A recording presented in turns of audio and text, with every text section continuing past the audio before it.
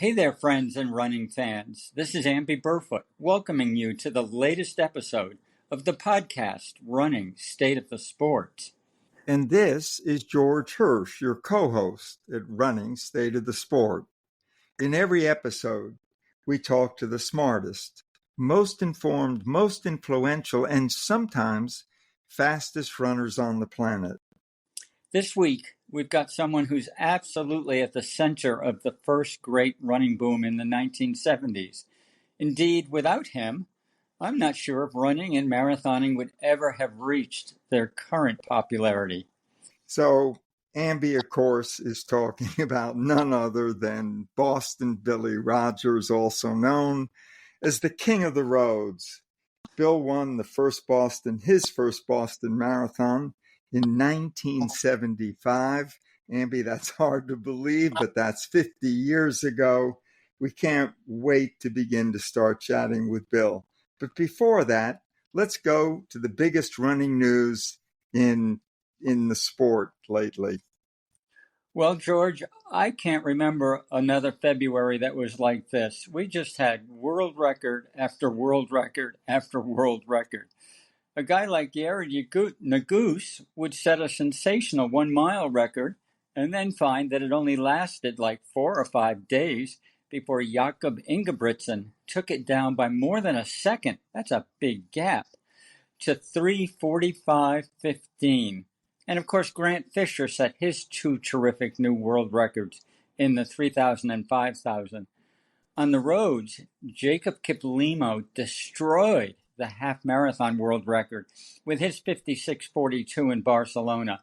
I don't know what's in the drinking water in those Spanish cities like Valencia and Barcelona, but I sure wish someone would bottle it up and send me some. Kiplimo's next big race is the London Marathon in April. It's his debut marathon, and there's going to be lots of talk about whether or not he can break 2 hours. Right now, I'm giving him the thumbs up. George, what was some of the news that caught your attention recently? Yeah, Amby. One of my favorite stories is about a runner that you and I well remember from way back in the day. She was a true champion, Joetta Clark Diggs, and she was on 4 different United States Olympic teams as a specialist at 800 meters. And she retired after the 2000 Olympics, but for some wonderful reason, she decided to get back in the game 25 years later at age 64. And all she did was set an American age group record of 28.62 for 200 meters at the U.S. Indoor Masters Championships. And here's a great one. I just love this one, Amby. Last summer, we all marveled at Leslie Tebogo when he won the men's Olympic 200 meter in Paris, the first ever for his country, first gold medal ever for his country, Botswana. He also helped his team to a silver medal in the 4x400 meter. And recently, when floodwaters caused extensive damage in Gaborone, Botswana, Tebogo drove his truck into the dangerous waters to rescue stranded citizens. You gotta love stories like this when runners show initiative and courage far away from the running track. So what else can you come up with there? Well, I'm going to stop with Tebogo because that's, I hate to say heartwarming, but there's nothing else like it. That's a tremendous story. I saw a little bit of the video somewhere on the internet, and it definitely deserves being on our list of the biggest recent stories in the world of running. Now let's turn to Bill Rodgers, today's guest at the podcast, Running State of the Sport. Bill has a lot of different names, some of which you may have heard, like Boston Billy and King of the Roads. He got those because he was such a dominant figure in U.S. and global road running in the 1970s and 80s, including 4 wins in Boston and 4 in the New York City Marathon. But there's a special reason why we're talking to Bill today, and that's because he won his first Boston in 1975, which means that this spring is the 50th anniversary of that date. Boy, it's hard to believe a half century has passed so quickly, but here we all are. Bill will get a lot of media attention as the April 21 Boston Marathon date draws closer, so we figured we'd jump onto him early and go long and deep. Bill is an old and close friend to both of us. In fact, Bill and I were college roommates back in our Wesleyan University days. Bill, welcome to the podcast. We're really thrilled to have you here with us. Amy and George, thank you so much. It's great to be on this podcast. Karen and I, we listen to all your podcasts, and you do good work. Thank you, Bill. So we begin with all our guests by asking for a brief biographical update. So simple questions. How old are you now? Where are you living? What's your family situation? And what do you do most days after the morning alarm clock goes off? Yeah, Amby, I'm 77 years old. I live in Boxborough, Massachusetts, west of Boston, about 30 miles. And I live here with Karen, my longtime partner, and our dog Trixie. And I'm still a runner. I still think that way, just like you do, George and Amby. It's like once a runner, always a runner. It's always in your mind or in your heart, and we try to keep going. So, Bill, the 50th anniversary of your first win, way back in 1975. How are you planning to celebrate the anniversary? And are you planning to either run the marathon or the 5K the day before it? Amby has talked to me a bit about the marathon, of course, and he is truly, I think, the master of the Boston Marathon, him and Johnny Kelly and DeMar. But I'm going to run the 5K. I'm still a runner, but I don't seem to have kind of foot strike balance or something that allows me to train as hard as I might want to. I can train for a half marathon at this stage, and that feels like the marathon to me. But for me, I'm kind of shocked right now that it's 50 years. It just doesn't kind of seem real. I guess it's getting older, that sort of thing. We adapt as we go. But I'm going to celebrate with friends. And to me, that's everything. Well, Bill, you'll have a lot of friends who want to celebrate with you, both those who you've been close to for many years and a lot of new friends that you're going to make this year at some Boston appearances. We want to talk a lot about 1975, but we got to drop back a few years before then first. I think you actually quit running after college graduation in about 1970. How long were you away from running? What got you going again? And how did you come back so fast and fierce? Amby, like you, I'm born in Connecticut. I'm from Hartford.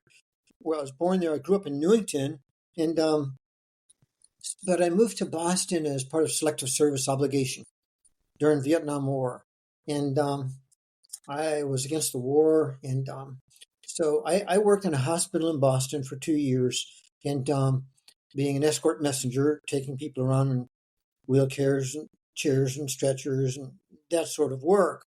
And but I saw the Boston Marathon, and finally I realized, Amby, what you had done when you were a senior and I was a sophomore, and we were roommates, and you won the Boston Marathon. You didn't come back to Wesleyan with your medal around your neck, but I remember getting phone calls at our dorm, people wanting to talk to Mr. Burfoot, But I watched the marathon, I think, for 2 years. I saw some of my old rivals from our college days, John Vitale from University of Connecticut, saw Jeff Galloway from Wesleyan finish. And when you see people you used to run with, you start thinking a little bit. It took me a while, and I think it took me getting beaten down into the ground before I could finally become a runner again. And that was because there wasn't too much left. I had lost my job. I was fired from a job, and my motorcycle, which was the most valuable item I owned, I borrowed $1,000 from my roommate Jason, and that got stolen. So I started running to work a little bit, but 2-3 miles down the road, and I had become a smoker. I after working in the hospital and those circumstances coming together, I joined the Boston YMCA, and I started running on their indoor track there a little bit. And then I finally went outside in the spring and I ran around the park, near the Boston Marathon finish line area and everything. So that was what got me going again. And Boston 75, Bill, wasn't your first. Tell us a little bit what happened in the years before that. Yes, I got back to running, and I joined the BAA. Jock Semple actually recruited me to join the BAA after I was in a road race, which Amby won, and I was third or fourth. The Newton Silver Lake Dodge 30-kilometer. I actually ran that race in my blue jeans. It was pre-running real professional running gear clothes, as we all experienced, but I had a good race, and I think from watching Boston and remembering Amby, once you see Boston, you have to see it. Then I changed, and I knew about I knew Jock, of course, got to know Jock Semple, and I ran with the BAA for a year. But in '74, they were starting a new track club, Greater Boston Track Club, and I found out about that. It was starting in Boston College, not too far from where I lived in Jamaica Plain. Then I joined the club.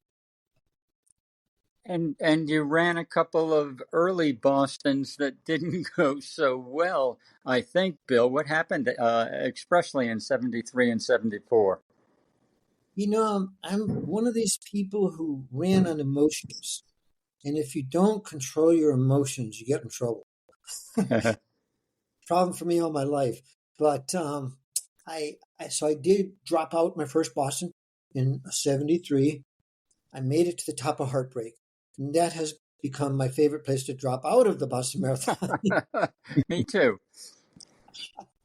You dropped out there too? That's wild.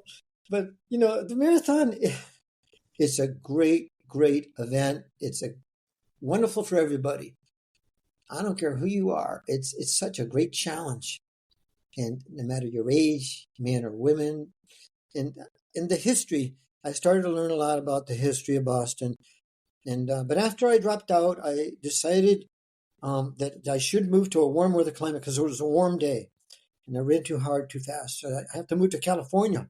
So I moved out to California, but I didn't know anyone there. Didn't have any money, no contacts. It was a very different time, as you know, George and Amby.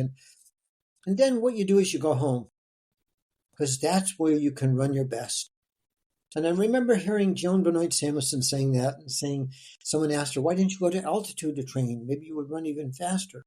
She said, no, I want to run where I'm happy. You run where your roots are, sort of. And so I moved back to New England, to Boston, and started training again. And I ran Boston '74. I came in 14th, but I was actually up there quite a ways. I was around 4th or 5th or 6th till I got hamstring cramps going up the hills. I folded my cards there, but John Vitale, my old rival from University of Connecticut, came by and said, Bill, get back in the race. He helped me get back in. That's what our sport is. It's not just winning or beating this fellow or that, but it's also the times when you fall. And those, you remember those. I think you remember them more than doing well, because we're competitive. Everyone's competitive. And Boston's where you really find out how competitive you are and what you want in life, I think, in a lot of ways. So, Bill, let's get to 75. In March of that year, you ran in the World Cross Country Championships. Yes. A huge event. It brings together the best road runners, the best track runners. And how the heck did you get on the podium and get a third place finish there? And is it true that you showed up in Morocco for the World Cross Country Championships and you had forgotten your shoes? What's the story there? Yeah, this is totally true. Like I said, I'm one of these people, I forget things. I need a lot of help, from anybody. there it was Gary Tuttle. He loaned me a pair of his racing shoes, his spikes, and I had the best running day of my life, I think. It was a great day to run. Frank Schroeder had won our trial. I was tied for third with Gary at the World Cross Country Trials, but it was so exciting. And, I think it was like the biggest, most intense race I had ever been to. I had run Boston, but I hadn't been like a contender. And somehow or other, I think I finally reached a peak of strength. I was a graduate student at Boston College and had done a lot of training. I had run as much as 200 miles in a week, and that came through. And I think I was very lucky. I didn't run fast and hard, but I ran a lot of miles, so you gain strength from doing that. For me, it was the race that set me up for Boston in '75. After I ran that race and won that medal for the USA, I said, I think I can run with anyone now. That was, and you have to have that feeling. You have to have that feeling. And we've all had that, We've all been very lucky. And I think everyone has those feelings, and that's why we race. We want to see what we can do. Bill, we would love to celebrate that 1975 Boston win with you right now. So tell us everything you remember. It was a month after Morocco. Obviously, you were in great shape. But how did you feel on the starting line? Who were your biggest competitors? When and where did you break away? How did you feel at the finish? Prior to the race, following Morocco, I got dysentery. So I fought that for a couple of weeks. But I had done good training. It was still, you keep your fitness for a long time. And I remember going to the start with my brother Charlie, who ran down to a local hardware store because it was cold near the start, which is good. I love the cool, even cold weather. He bought me a pair of gloves. And those became my good luck gloves in the future. I think we're all kind of superstitious people, really. We have all these things that we rely on. It might be a pair of shoes or a singlet. For me, it was my gloves. When the gun went off, it was my third Boston, and I knew Boston by then, Amby. I had trained on it with my teammates. I had Coach Billy Squires help me and all of us improve. So now I knew I could race. And so I went out there with Mario Cuevas from Mexico, Tom Fleming from New Jersey, who was my good friend, and Jerome Drayton from Canada, who I didn't know at the time, but he was pushing it, really pushing it, and the weather was great, and I felt great. And finally, someone yelled, "Go Canada!" And I like Canada a lot. It's a great country. But I said, no, no, I'm going to go. And so I took off, and it was just a great day to run. It's a tailwind day. If you get a tailwind day at Boston, you have a lucky day, and you can really move, and it was fun. Around 21 miles, I saw my old high school teammate, Jason Kehoe, on the side of the road, who I moved to Boston with. We both worked at that hospital. I said, "Hey, Jason," he gave me a yell. He later became a marathoner too. So that's our sport, But when I finished the race, they told me my time. I had run 2:19 before. They said I had run 2:09. So I really didn't believe it, because with tailwind, you can run so much easier. And that's that. But that race set me up to change my life. And when I ran that medal World Cross, no one noticed. It didn't mean anything. What's cross country? But the marathon, the Boston Marathon, had this historic, real sport feel that Americans especially know, but runners all over the world know. So that changed my life, and I got invitations to other marathons around the world.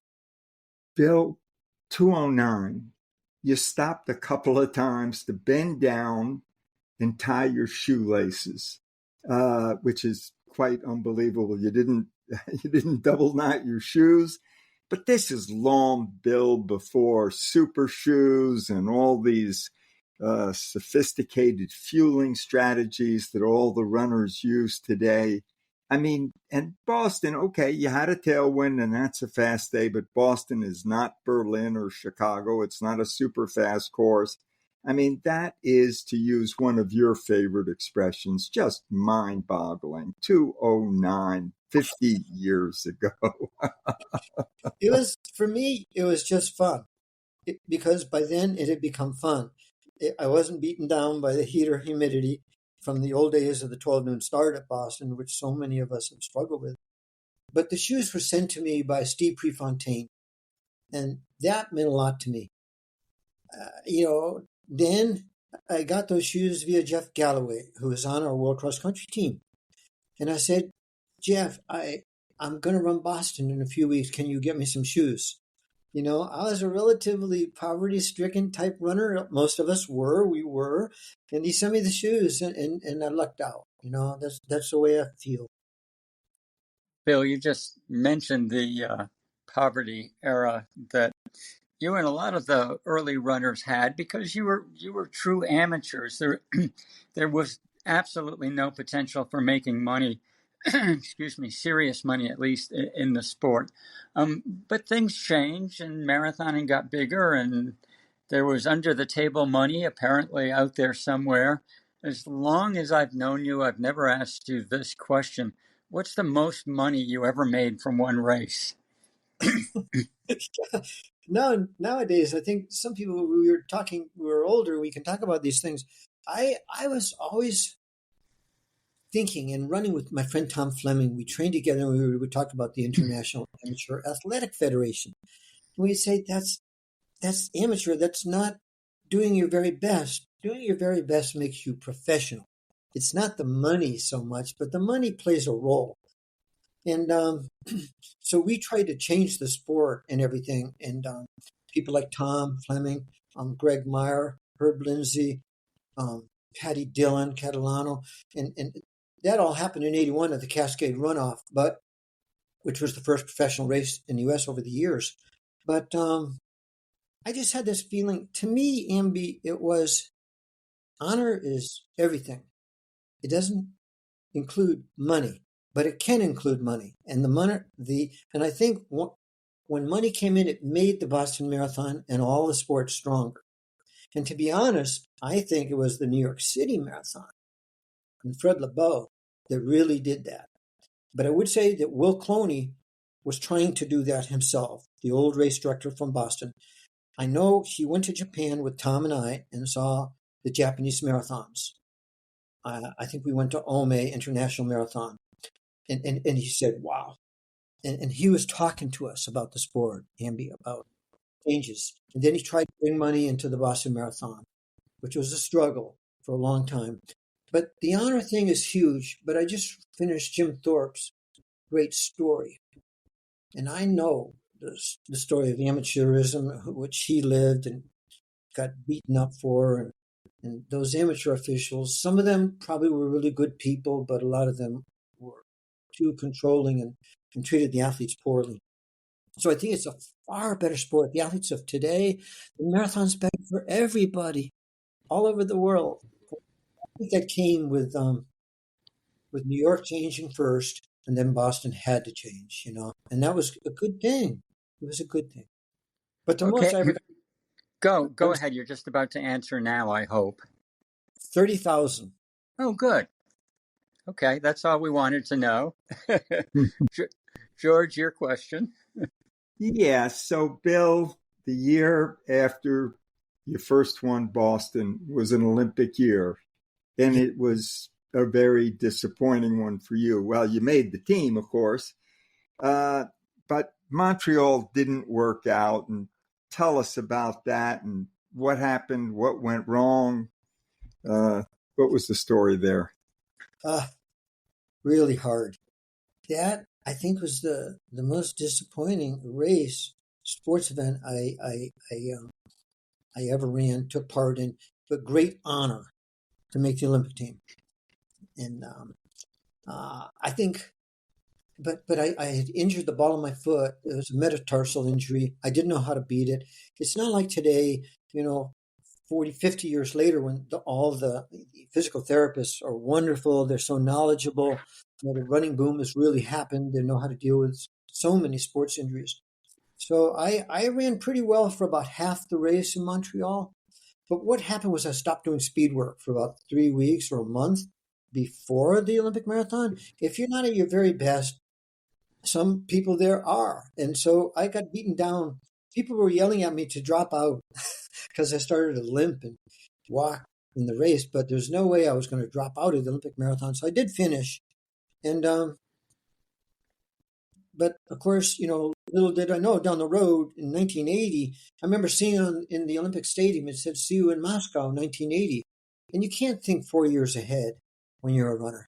You just can't. At least I couldn't. But anyway, I got back into road racing, and I loved road racing. I was not a track guy, unlike, let's say, Frank Schroeder or Prefontaine, those runners. I didn't have the fast twitch muscle fibers. But it was an honor to make the team.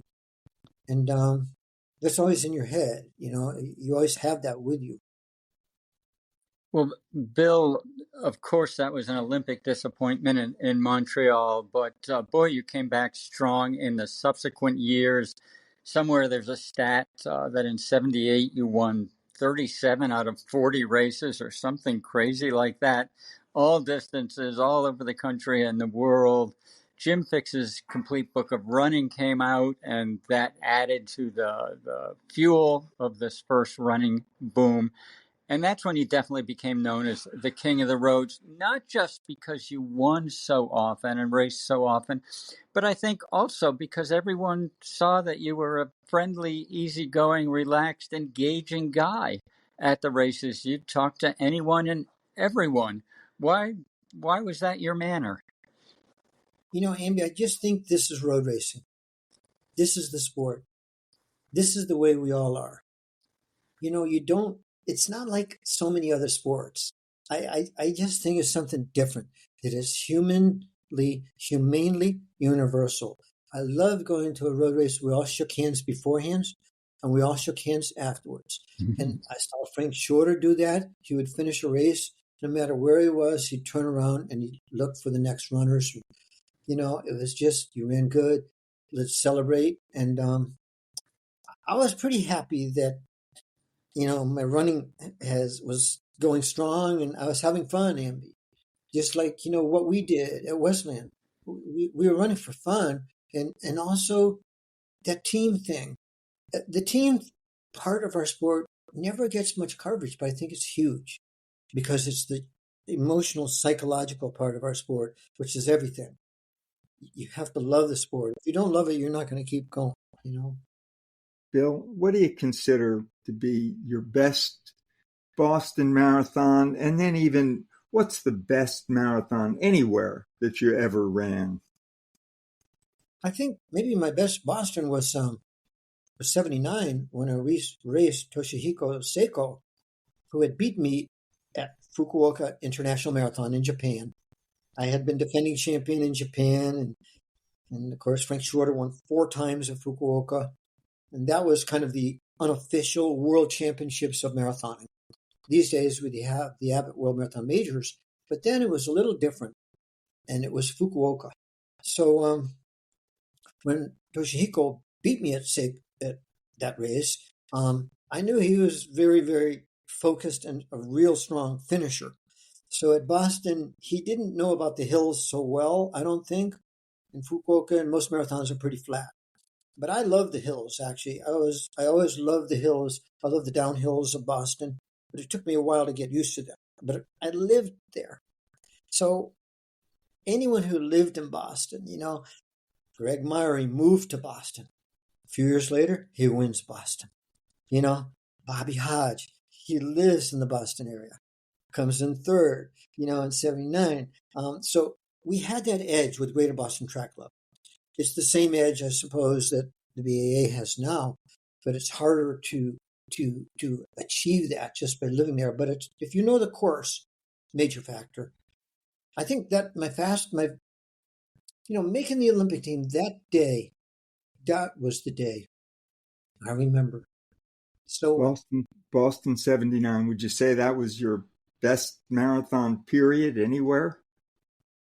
I think it probably was. Yeah. But the one that I feel most emotional about was making the Olympic team in 76. Because I'm racing, you got to remember, with the Olympic gold medalist, Frank Schroeder. There were like 70 of us there, but we all knew Frank's going to be, this guy is, he's the best in the world. And so I tried to race with Frank, and he pulled away at the very end. Frank was always good in the heat. He had that great strength. And I still think he's one of the top 3 men in the world all time.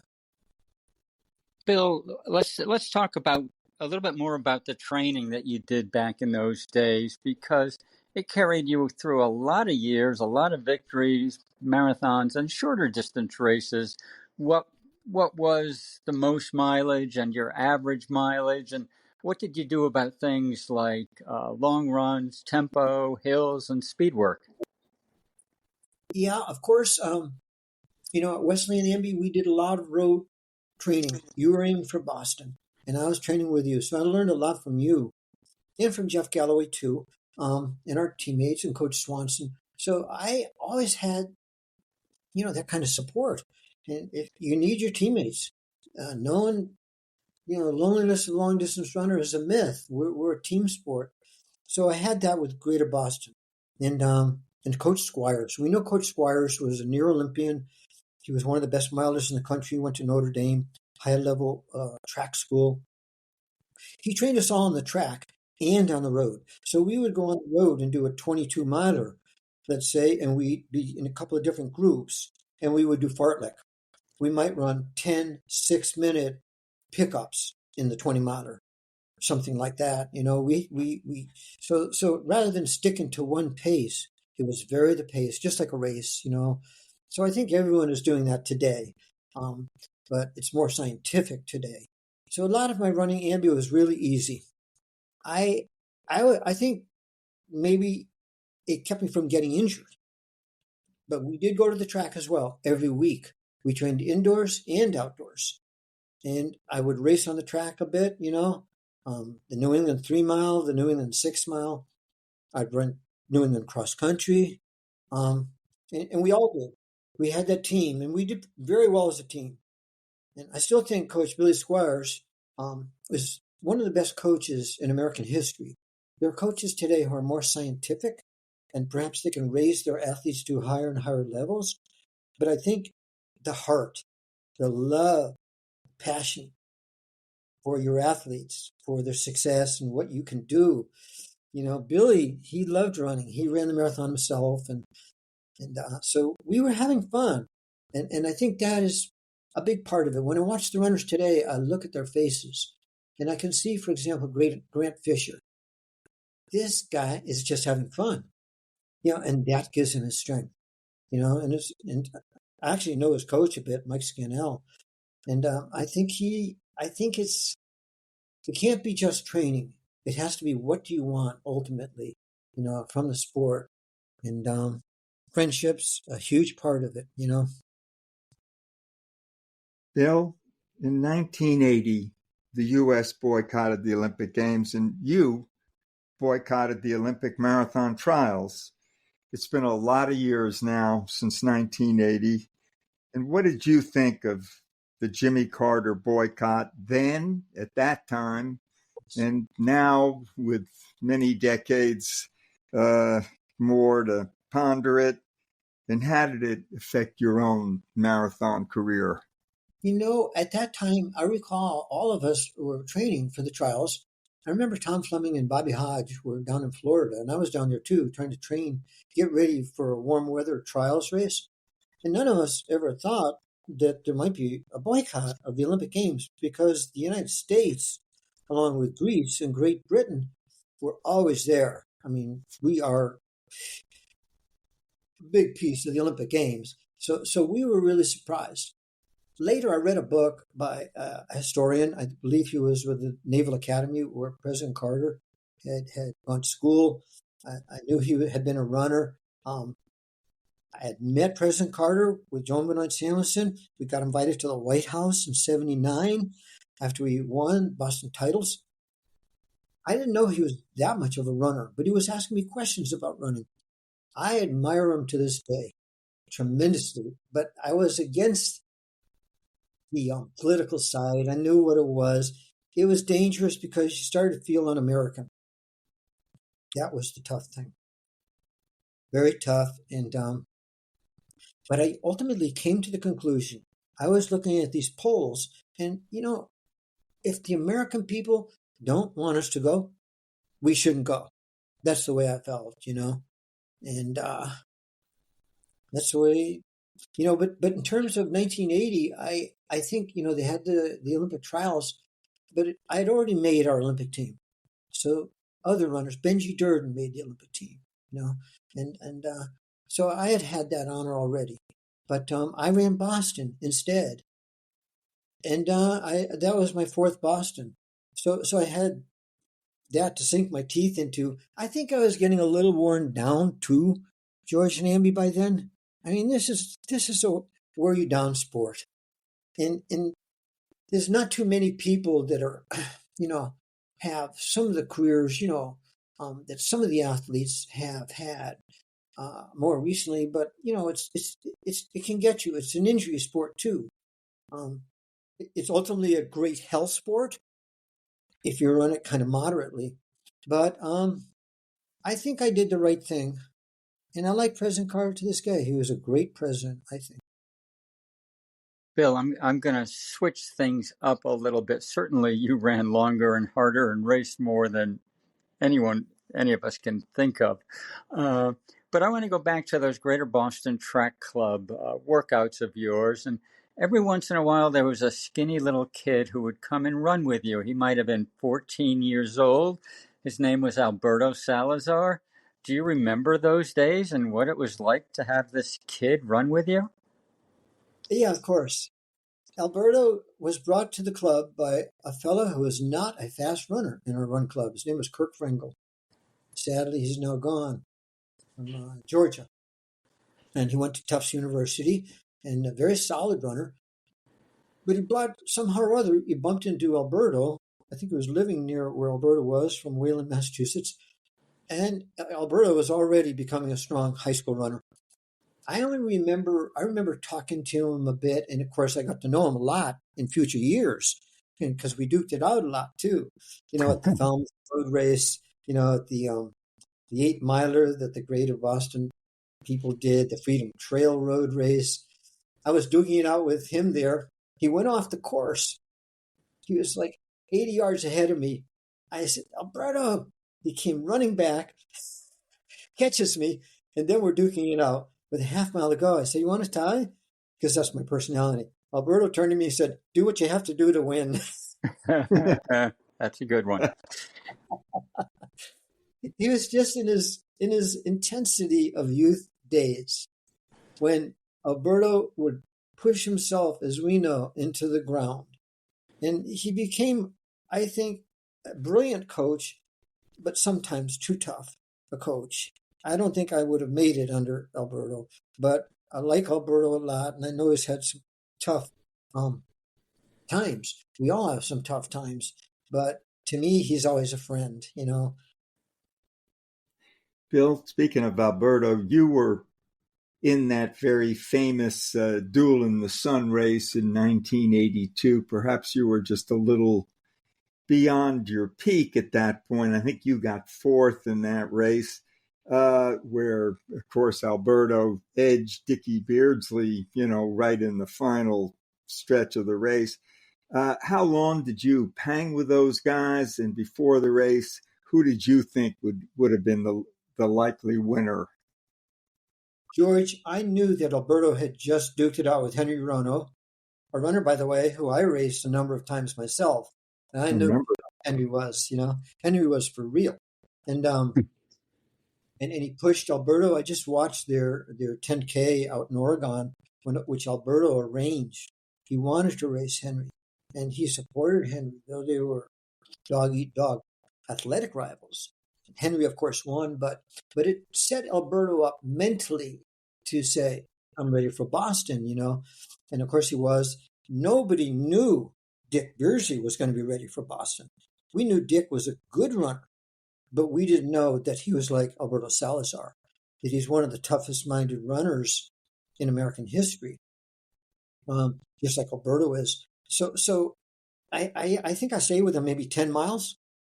I don't know, something like that. I can't even remember, George. I remember being in third until about the overpass by the Red Sox Stadium, and then John Lodwick from Texas passed me, big, strong, tall guy, and I was really beat up after that race. But so were Dick and Alberto, and that goes back to what we were talking about earlier when we were talking about amateurism and professionalism. I think it applies not only to athletes but to races. And we runners were always trying to change Boston for the better. We didn't mean to be negative or pushy, but to work to change it for the better. And I think that has happened so well, and it's stronger than ever. And but I remember that day so well. And Alberto, of course, got really beat up after that, and so did Dick. And they just were people who couldn't say, "I give up," you know. And I don't know. It could make you you could be an ultimate winner in some ways, you know. And I think Frank Shorter is like that too. That's how he has those 2 Olympic medals. But he pushed himself very, very hard.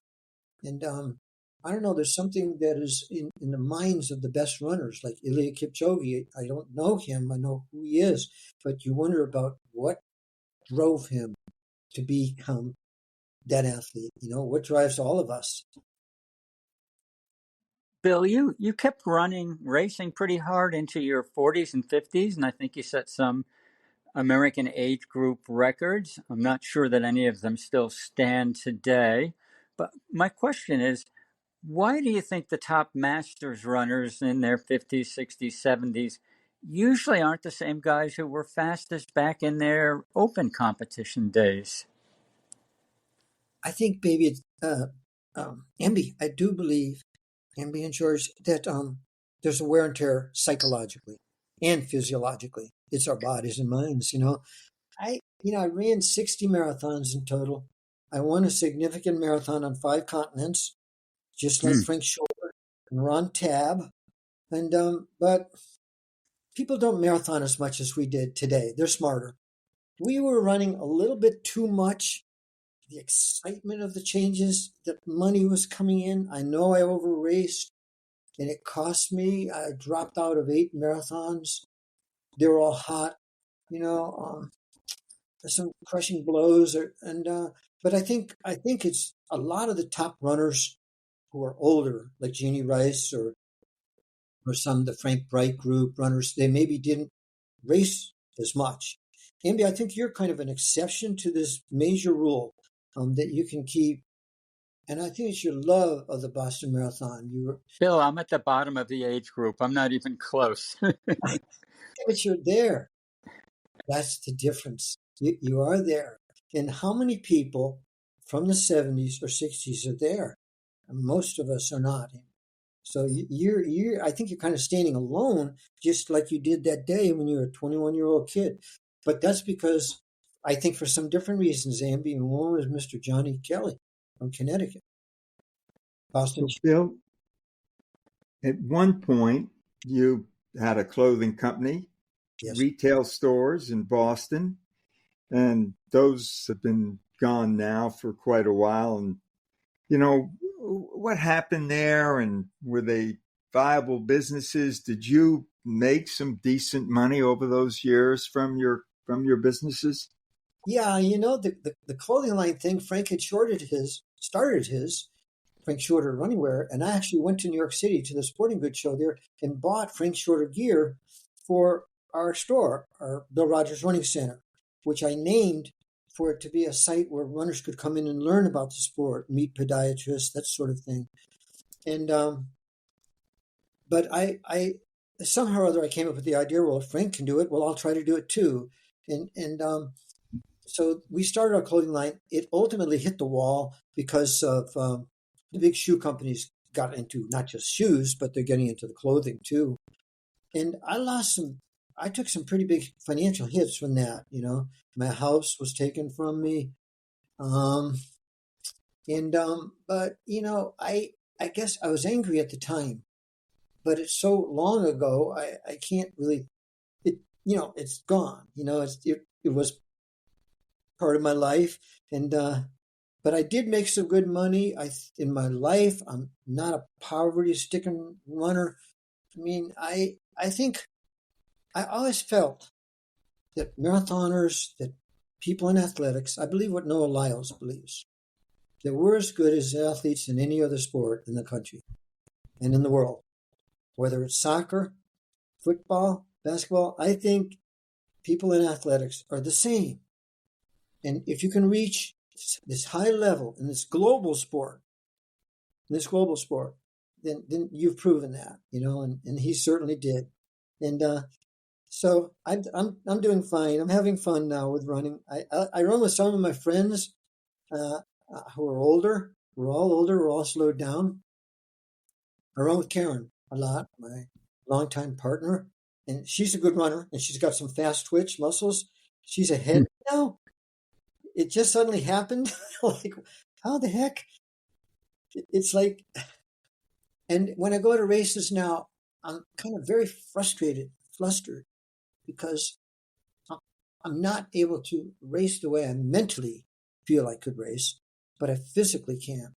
And that is tricky. That's the greatest challenge, I think. How can you put the two together, as we get older? And Ambi, somehow or other, you keep doing it, and it's pretty astounding. I think maybe your brother Gary was a runner too, and he's a marathoner now. And but I think it was your emotional impact, Ambi, which is forever. It's forever. It doesn't end, But I think I did tend to overrace and maybe paid the price.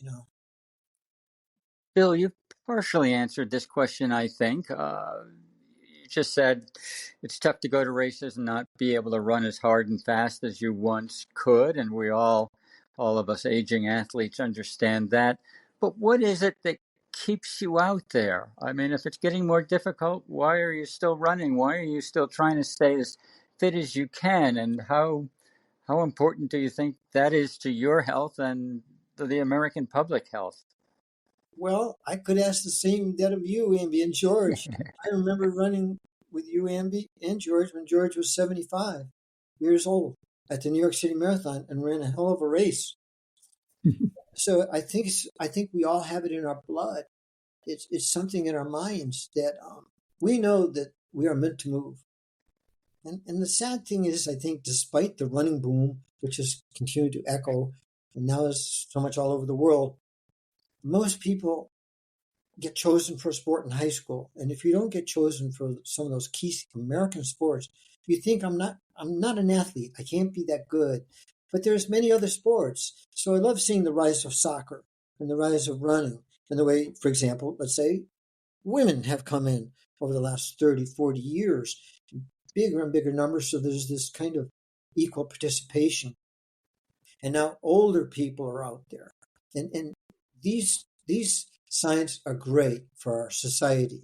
And I always hope that that someday American athletes in athletics are going to be measured as good as hockey players, basketball players, football players. You know what I'm saying? That they will be seen that way. I think they're seen that way on the day of the big marathons of New York. It's a phenomenal day for the city of New York. Boston. It's a phenomenal day and week for the city. But I wish we could somehow or other take that feeling throughout the year. We need more journalists who can follow the sport closely and really sink their teeth into it. Maybe this younger generation following. I mean, the Americans are so good today.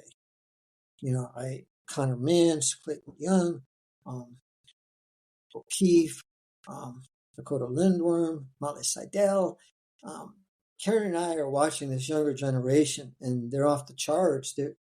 They just are setting the pace and doing great things, and it's exciting. The sport is always exciting. Bill, a lot of our listeners, I'm sure, are going to be running Boston this year. So why don't you tell us a little about how the Boston course differs from other big marathons? What does it take to run smart and strong on the Boston course? And what mistakes do runners make that you could give them a little advice before they head to Hopkinton.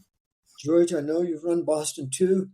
I remember you running alongside of Joan Bernard Samuelson one year. And I think you kind of have to get beat up at Boston. Then you get a little smarter the next time around. Of course, it's notorious downhill start. I find it kind of strange that it can't be considered as a world record or mark when you consider the fact that it's so tough on your legs with all the downhill. It's almost like that's something that should be considered that way. But so I would say, of course, wait. And I ran when I was, I think, 38 years old. I took fourth place at Boston because I waited. And, there were some top runners ahead of me. I waited till I was about Wellesley, and I couldn't go with these fast new young runners at 38 or something. But you can pick up. If you run some hills in your training, you got to do some downhill running before you're Boston. Make a point of it. 6 weeks before, when you're running a course, you see a hill, run up it, run down it, run up it, run down it. Get your legs really used to the downhill. And the great challenge of Boston is what we can't change, which is how the weather's going to go. But fortunately, now it's an earlier start. But I think Boston is the trickiest major marathon to win because, there's no pacers. It's you and your mind and Mother Nature and whatever, and the downhills are so tricky. New York, I think, is a close second. Some people will say, well, maybe it's the fast courses, Chicago, Berlin, London, where everyone is duking it out so much from the get-go. And that is that's a valid point, too.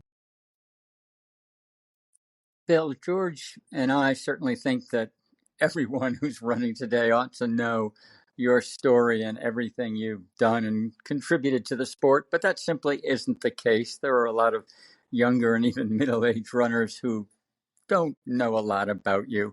What would you like your legacy in running to be? What would you like people to know about you and about your contributions? Just that I was someone who tried to pass on the love of the sport, number one, and take care of yourself, because this is a good health sport. We need that in the U.S., and we need that all over the world. So it's a friendship sport. That's the number one thing. That's all that counts in the end. And we all have this great ability to do well, and everyone does well. It might take you to your second Boston or your third Boston or whatever, or maybe you will love Chicago. If you're from Chicago or you want to run, or you're good on the flat and you can really move, or you're from New York, I think people have an affinity for where they're from, and now with the World Marathon Majors, I love it that kind of the world of marathoning is now understood as a global sport, not just maybe Boston, not just, these American races, but it's global. And that's friendship. I was sitting with George at New York City Marathon 3 years ago, and they had the Parade of Nations. It was every country, some of them at war today, or have been at war. And I think to myself, this is what really, really counts. This is where we all get along.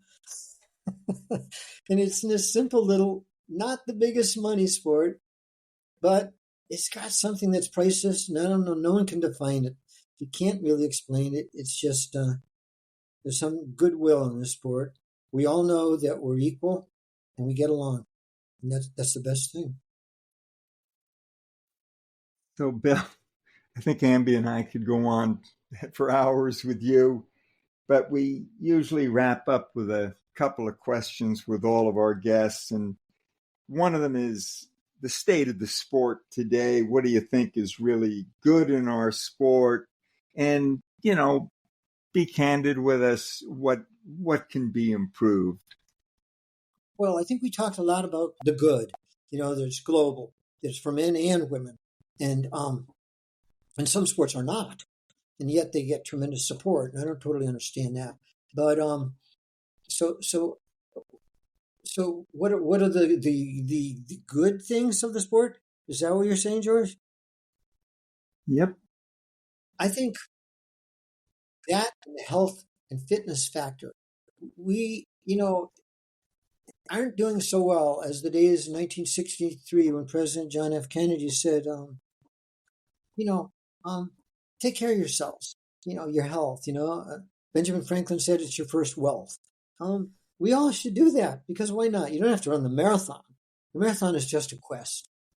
That's why it's the unicorn. What is it?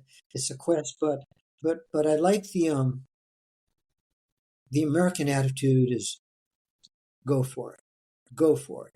That is very American, and all three of our majors prove that, and so do all of our races. And the American people prove it all the time. But I think it's the fun of it too. It is a lot of fun. You're out there with your teammates. You meet up after the races. We tell our stories. Those are the good things. The only negative for the sport, the big negative today, of course, is the doping issue, which we're all aware of.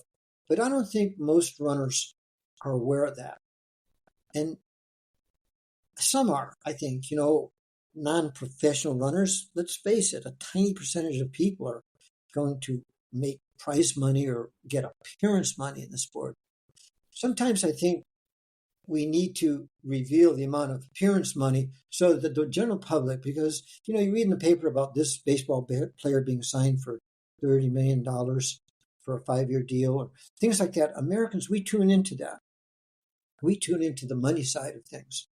And I think if we did that more, people would say, oh, wow, this athlete just won $500,000 winning the Boston Marathon. I'm waiting for the first marathon to give away the $1 million prize, like in golf and tennis, and I think that would be mind-boggling. It would be mind-boggling. But we are going to have to clean up the doping issue. I think the sport has worked hard. The athletes' integrity unit, World Athletics, has worked hard on that.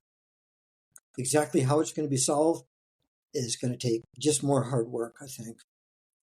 Bill, our last question is a little more personal. We call it the fairy godmother question. We're going to give you 3 wishes and only 3 wishes that could come up in the next months or years for you personally and friends and family and things like that. What would you like your fairy godmother wishes to be? I wish a happy birthday for my daughter Elise and my daughter Erica. I wish all the best for my running partners and friends. And I want to thank my brother Charlie in particular because he was probably the key person who helped me most in my life, my running, but also my sisters, Martha and Linda.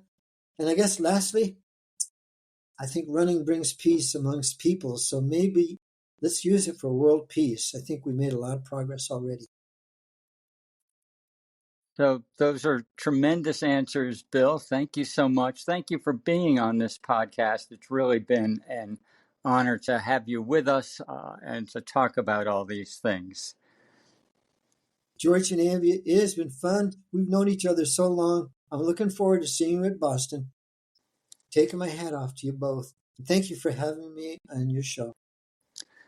Well, we all look forward to seeing each other and a lot of other friends in Boston. And that's it for this episode of our podcast, Running State of the Sport, with Bill Rodgers. Amby, you and I have known Bill for an awfully long time, but I think we both learned some new things about him in this podcast, and I'm sure our listeners did. So, what particular takeaways did you have? Well, because we know that Bill can be a little bit so easygoing that he forgets stuff. I love the stories about his racing shoes that he didn't bring with him to the World Cross Country Championships in 1975. He had to borrow shoes from Gary Tuttle. They must have been good shoes because Bill finished 3rd in that amazing race. And then it was only a month until the Boston Marathon, and he's so poor he can't really afford to buy a new pair of shoes. So he asked his former college roommate, Jeff Galloway, to have Nike send him a pair of shoes. And when that pair arrives, It includes a handwritten note from Steve Prefontaine. I've got to say, that's pretty good inspiration. Also, on the business front, I knew, of course, that his running clothes and retail store businesses had shut down, but I didn't know he actually lost a house in paying off the debts for one or both of them. I was certainly happy to hear that he feels financially secure now. And I always wanted to ask him what was the most he was ever paid in the days of shamateurism for an under the table payment at a road race. And now we know the answer. It's $30,000. Good, but still far less from what the athletes are making today. George, what struck you most about Bill's comments? Yeah, Amby, I thought he gave all the runners for Boston some really good advice on how to run Boston, which, as you well know, can be a treacherous course. And his advice was very simple. He said, wait, wait, wait. With all those early downhill miles, just, go out there and kind of almost in a sleep state. And we've been there, and sometimes we followed that advice, and it always works out. And when we don't, we pay the price. So we know Bill nailed that one. And also, he kept talking about how running is a friendship sport. And we all believe that, of course, but I think we should give Bill a lot of the serious credit for being such a great role model. It's incredible how many runners remember and cherish the time they met Bill and shared a few words with him. I see it even to this day, 50 years on. I remember seeing you at such and such a race, and you signed my shirt and we talked, and just they have such vivid recollections of how open and warm and friendly he was. There was nothing aloof or distant about Bill. He was the runner next door, and in many ways he taught all of us how to react when we meet other runners. And that's it for this week's episode of the Running State of the Sport podcast. We hope you enjoyed spending the time with us as much as we enjoyed being with you. We'll be back again soon with another episode. Until then, please tell your friends about Running State of the Sport.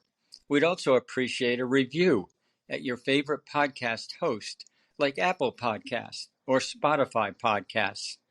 In signing off, here's our hope for the state of your own personal running. Chin up, clear eyes, full heart, keep moving, onward.